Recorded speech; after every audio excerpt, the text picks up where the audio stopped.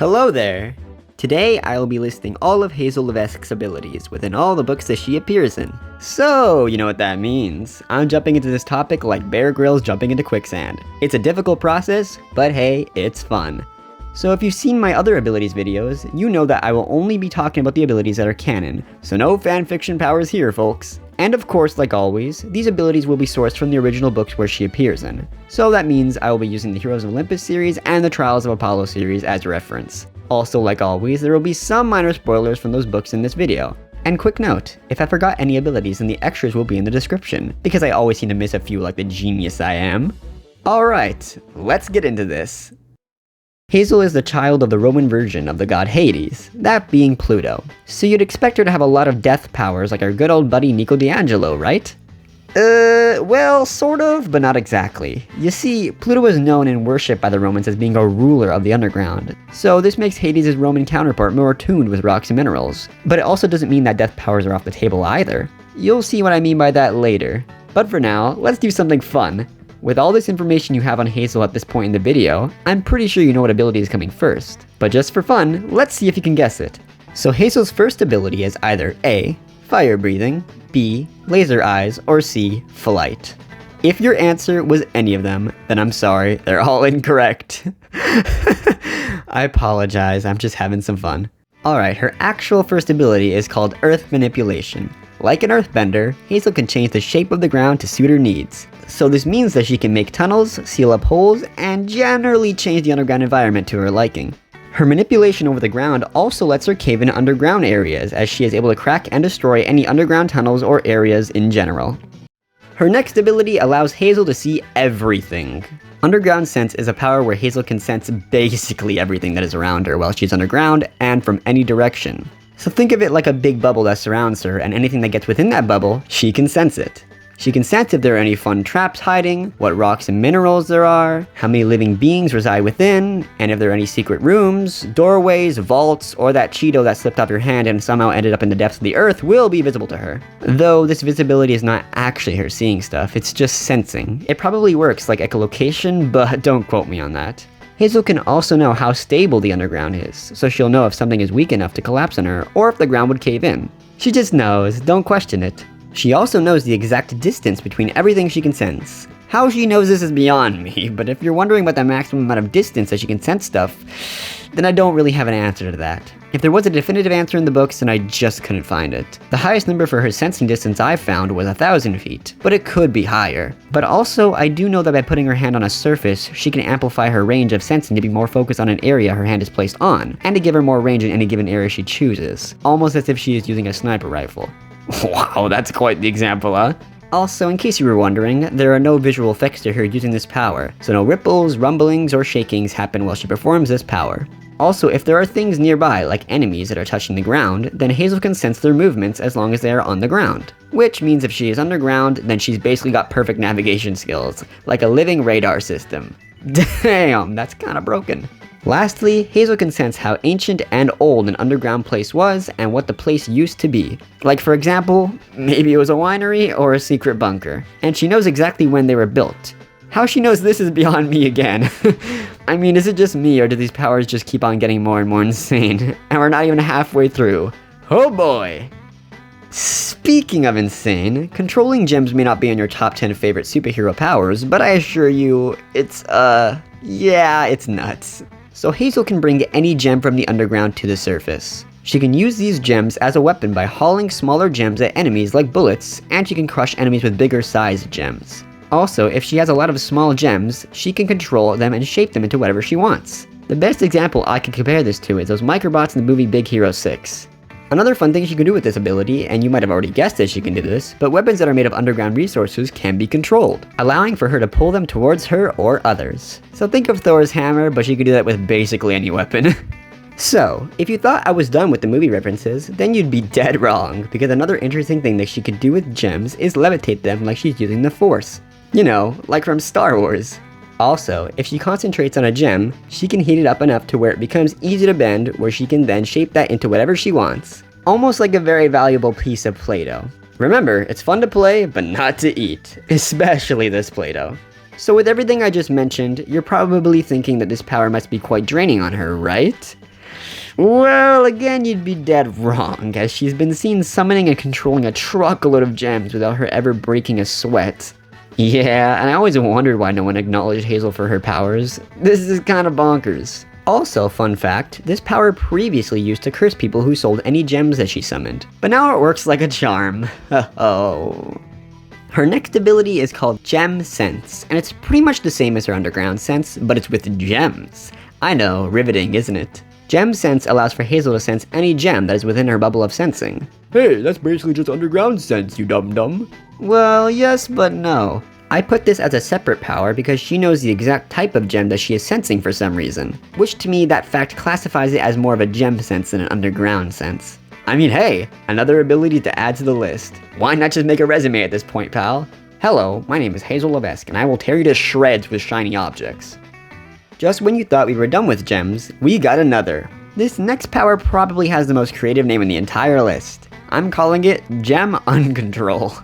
Whenever Hazel would get agitated or nervous, gems would surface up to the ground at random. This is another curse that Hazel was, well, cursed with. However, just like the other curse, Hazel has good control over this power by the end of the series. Cause you know, character growth. If you thought we were only going to be talking about rocks and minerals today, then you'd be incorrect. Hazel also has the power over the dead, with her Undead Control power. Yay! More overpowered stuff! With enough concentration, she can control undead creatures by influencing their decisions and generally brainwash them for a period of time. Note that she doesn't need to be touching them to do this. She can be at a distance. Like the Jedi mind trick in Star Wars. Let's go, Hazel! Woo! However, this ability is not as strong as NekoDiangelo's version of this power, as Hazel is a child of Pluto, and Pluto is mainly about the underground. But Pluto is the alter ego of Hades, so this is why Hazel can use this power to a degree. So my lovely viewers, keep this in mind for the next undead abilities. Yes, you heard me. There's more. Hazel has the power to speak to the dead with her Undead Communication ability. Now that sounds awesome, but sadly she can only communicate with an undead person if she is right next to their remains or spirit. Ha! I knew her powers were too good to be true. Oh, never mind. Hazel's next ability allows for her to feel if there is death in whatever area she is in with her Death Sense ability. What I mean by that is that if she walks into some area where people died beforehand, she can sense that death and know that people died there along with the ghosts that reside there.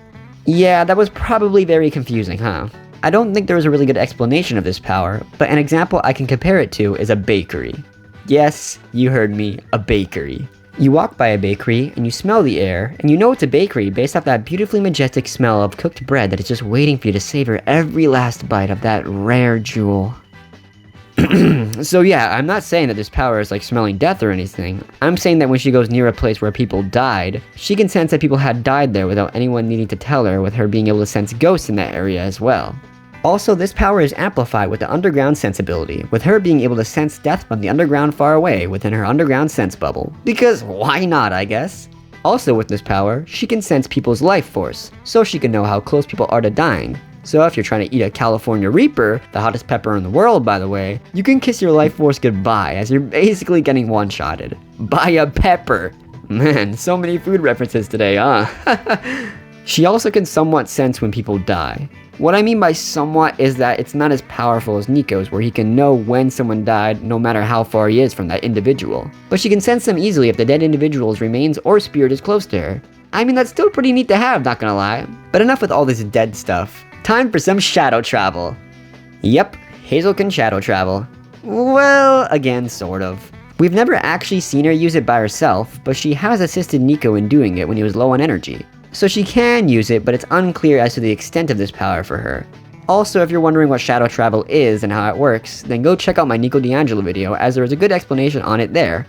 Yep, my intention is definitely to be plugging my video, totally not being lazy about explaining shadow travel again. No siree!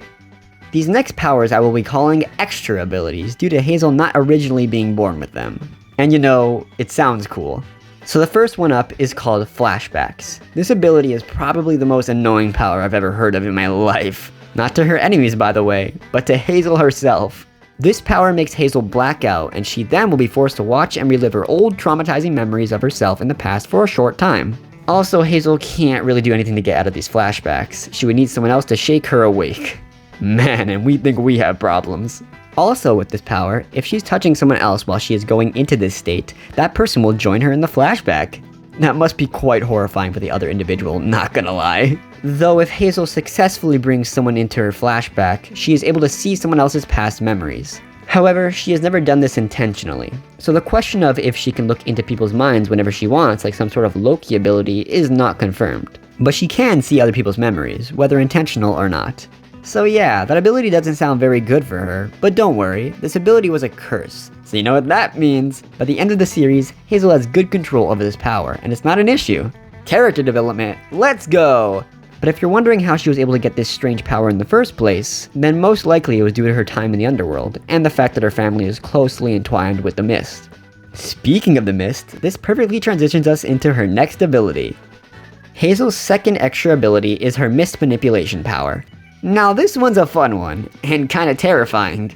So first I need to explain what the mist is. The mist in this universe is the veil to keep mortals from seeing all the Greek monsters or anything related to Greek mythology in general, and it scrambles their brains to make it seem like monsters look like regular people, or titans creating tornadoes looking like a regular heavy storm.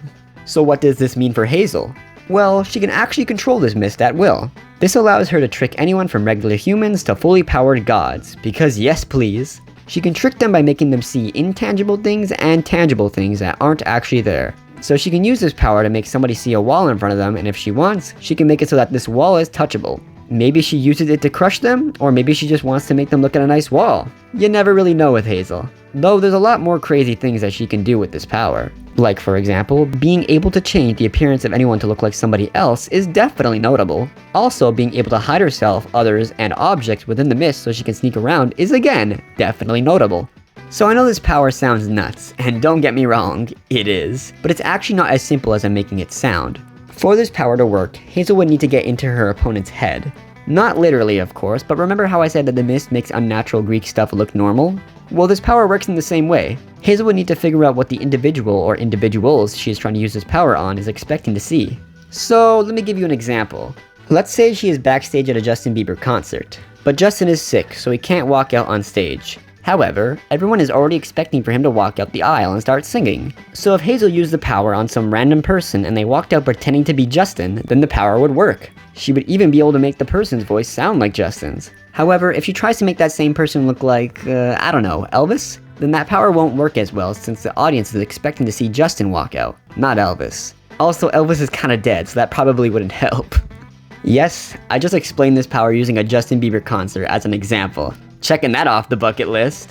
So yeah, to sum up this long explanation, the power works if the individual or individuals believe what is shown is real. If so, then it becomes real for as long as Hazel chooses.